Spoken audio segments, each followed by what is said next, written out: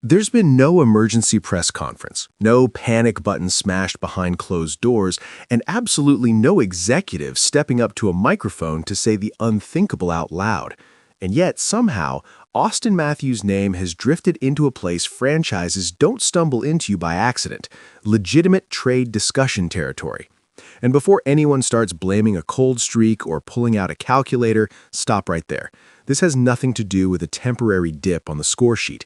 This is about timing, leverage, and reading the league like a chessboard instead of a slot machine.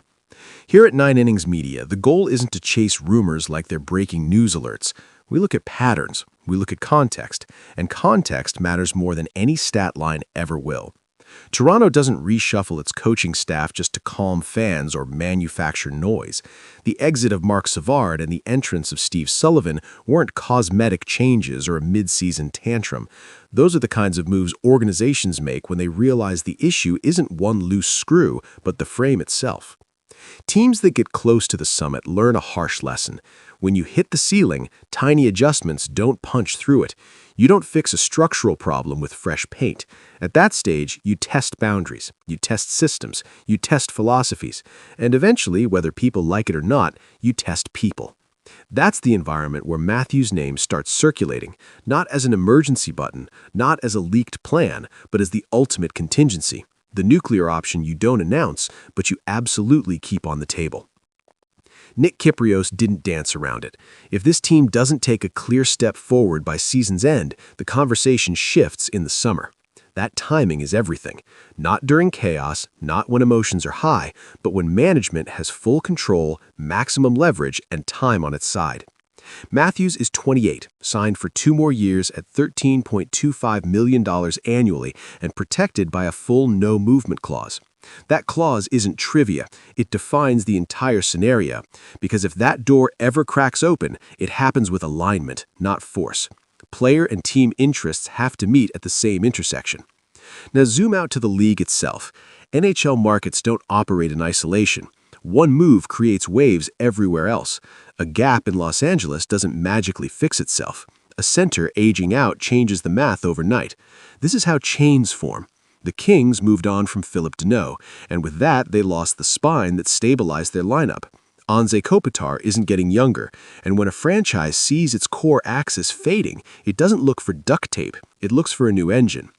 That's where Matthews fits, not as a clickbait headline, but as a structural solution to a very real organizational problem. And here's the part many people conveniently ignore. A short-term dip hasn't tanked Matthews' value. Around the league, teams view this as variance, not decline, noise, not erosion.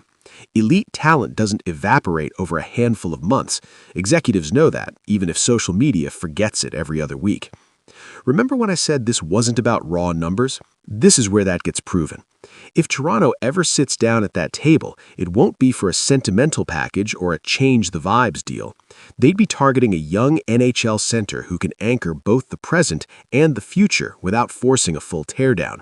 Quinton Byfield checks every box, which is exactly why Los Angeles would hate that conversation. He solves Toronto's biggest issue down the middle, and if he's not part of the discussion, Toronto doesn't blink, they walk. No theatrics, no drama, just business. The Kings, meanwhile, have tried to buy time. Extra picks have become bargaining chips to chase veterans like Ryan O'Reilly or Braden Shen. But O'Reilly isn't eager to move, and Shen doesn't carry the same ceiling he once did.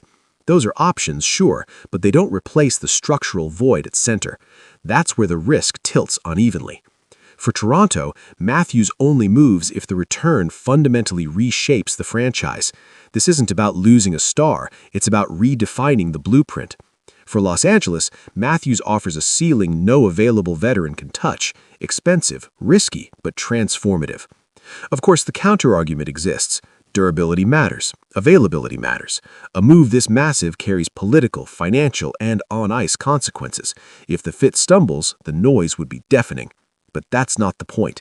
The Maple Leafs aren't desperate. They're prepared. Prepared to continue. Prepared to adjust. And yes, prepared for the scenario no one likes to say out loud.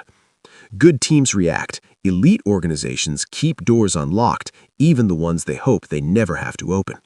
So here's the real question. If you were sitting in that front office chair, is Auston Matthews untouchable in every universe or only until the right market finally shows up?